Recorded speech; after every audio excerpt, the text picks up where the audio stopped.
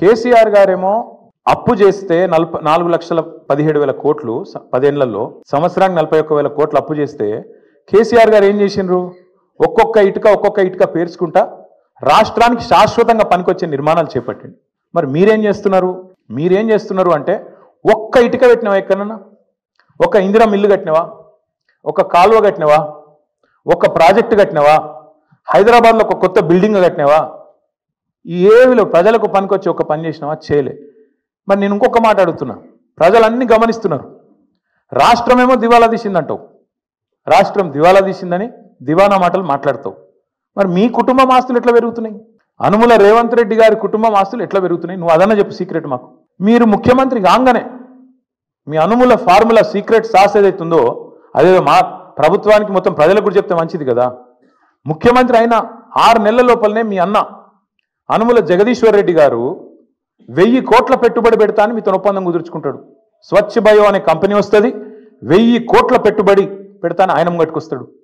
మీ అల్లుడు వెంకట నరసింహారెడ్డి అనుకుంటా ఆయన పేరు, ఆయన కొన్ని వేల కోట్లతోని ఫార్మా కంపెనీ పెడతా అని చెప్పి లగచర్లకు వస్తాడు.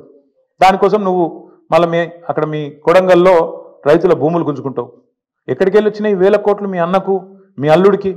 మీ అల్లుడు వారి తండ్రి మీ వియ్యంకుడు మొన్ననే కదా, ఎక్కువ రోజులు కూడా కాలే, మీ వియ్యంకుడు మొత్తంగా అప్పుల్లో ఉండే కంపెనీ మొత్తం అప్పు రైట్ ఆఫ్ అయిపోయింది.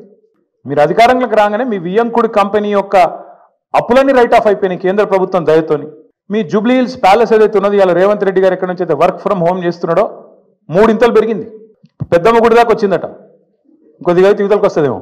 2,000 ఎకరాలు కొన్నాడు 4th సిటీ దగ్గర. మొత్తం వెల్దండ నుంచి మొదలు పెడితే 4th సిటీ దాకా 2,000 ఎకరాలు వీళ్ళ బినామీలు, వీళ్ళ కుటుంబ ఆస్తులు పెరిగినాయి.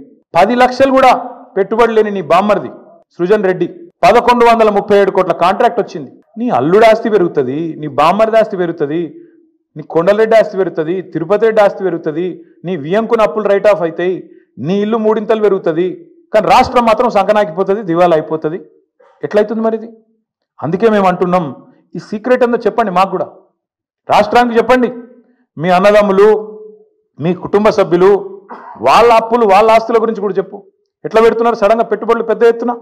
అవి కూడా బయట పెట్టు. తెలంగాణ ఆస్తులు తగ్గుతున్నాయి ఎట్లా, అనుముల కుటుంబం ఆస్తులు పెరుగుతున్నాయి ఎట్లా ఖచ్చితంగా చెప్పాలి.